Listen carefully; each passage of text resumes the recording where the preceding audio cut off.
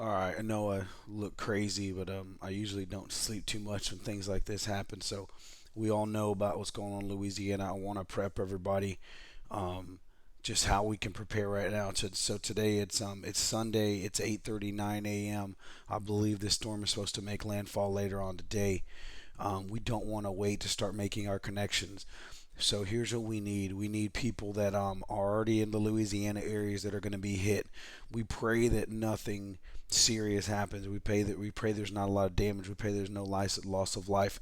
We pray like crazy to start. Yet we know that this is getting a little more deadly, and I believe it's been elevated to a Category 5. So we need to prepare. So I'm in Houston, Texas. We have groups here that mobilize and get ready to go.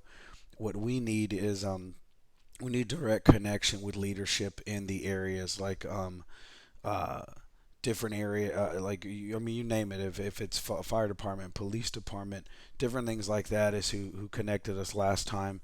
And here's the crazy thing is, yes, they're going to send in PD and all these different things from other places, yet every time I've ever been in these situations it's just not enough. There's not enough manpower. And the biggest thing is about resources as well. So a lot of people want to bring a bunch of clothes and things like that, and I get it. And there may be a time for that. But what I would tell you to do is first start looking at monetary donations. So one thing we like to do is, we have Texas Cavalry, and I'm sure Cajun Navy and some of these other guys, other groups as well, are going to be getting together. So monetary donations can really, really help a lot. It helps people. So as we begin to get into Louisiana, as we go in after the storm to start helping out. And it all depends. I mean, if there's tons of water, it may not be the best thing to go into. We may have to have other ways. May have to stage outside and wait for the water to go away. Water rescues and all those things should be. Cajun Navy should have most of that already covered because they have a lot of boats at their disposal. We'll help them as we can. Um, if there's not a lot of water and it's a ton of wind damage, then we're talking about broken trees, broken power lines, stuff like that. Then what we try to do is we try to clear streets. So we have large machinery in our group. Last year we brought in a bunch of big cat machines and backhoes and things like that, and we move stuff. Um, so what we need right now is we need to make sure we have direct connection to leadership. Church leaders are usually really good. They have places where they can stage and help people out, and they're connected in the community, and they know where the actual issues are and how we attack and help people the quickest. Police officers, firefighters, community leaders. Those are the type of people we want to get connected with, and we want direct cell phone lines to them before this thing starts to happen, so that we can start connecting our resources and putting things together. Um, Things that I've done in the past. So we go in, the first thing we start to do is we make sure people have some of the basic things to get through, being generators, gas, food, water. If we can get those things going, we can usually start taking care of business. A lot of times we're also going to need like tons of mosquito spray because the mosquitoes are going to be pretty rowdy as well.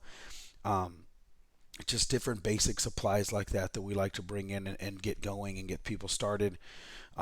Then of course, we bring in bodies like people, like workers, manpower to come in and actually get out to people because you got to distribute this stuff, right? A lot of them at this point they can't get to you.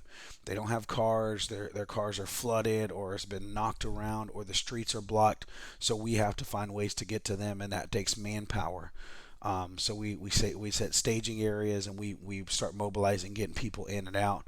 Um, uh, I talked about the second disaster when people donate too much clothes and too many items like that and they end up just clogging things up.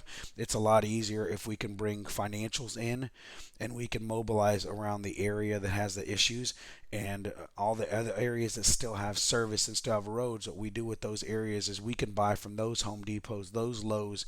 We can get water in those areas, and then from there we can start to distribute into the places that need it, and that's where the staging areas come in.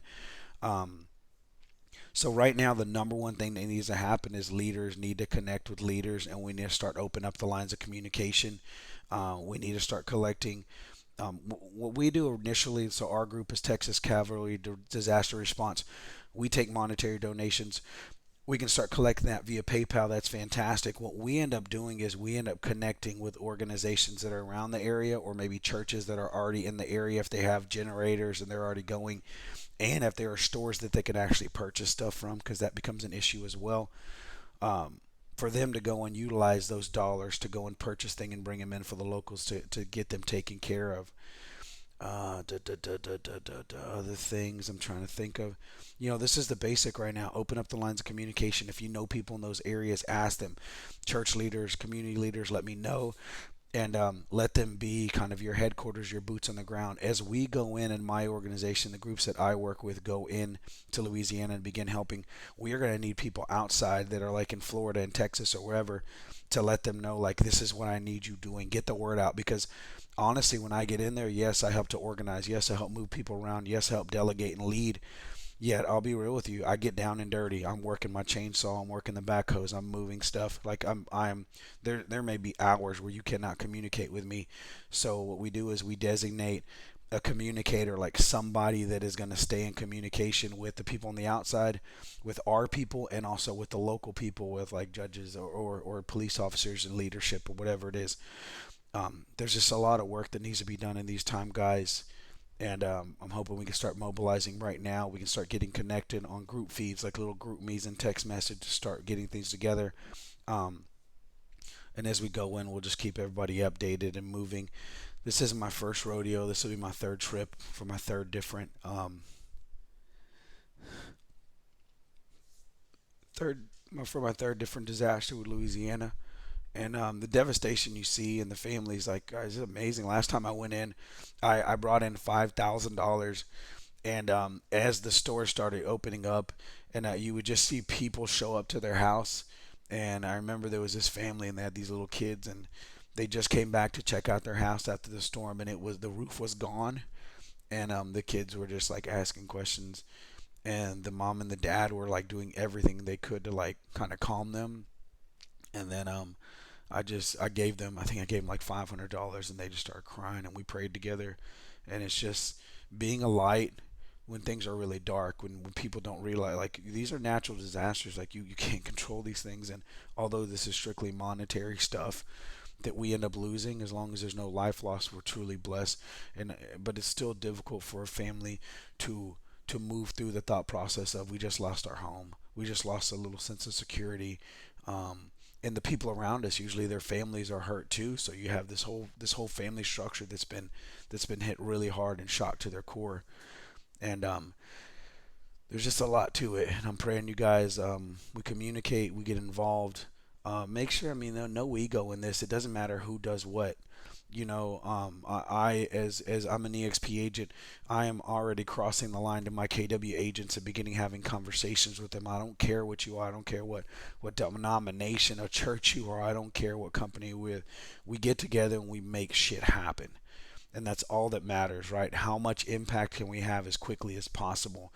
And how much can we be a light and show these people, like, people care. We still love each other, even though things are struggling, and we're still here for each other. So I just I want to make this extremely stressed to you guys. Like, a resource is a resource is a resource. Let's get together, package them, and let's make an impact, guys. I love you. If y'all need anything, holler at me. My cell phone number, most of y'all know it. I'm going to be mainly communicating through Veronica. I want Veronica and the Fig team to kind of to be my headquarters, to help me get things out. They're going to be working with the AskOzzy.com team. My people are already starting to mobilize here in Houston. I'm going to have my headquarters and my people here in Houston. Veronica is going to be helping me with the EXP leadership and getting people going and getting resources together. And let's love on some people, guys. This is our opportunity to really just to be God to someone, and just to show them that we all care about each other. It doesn't matter about money. None of that matters. The only thing that matters is loving God's people. And y'all have a good day.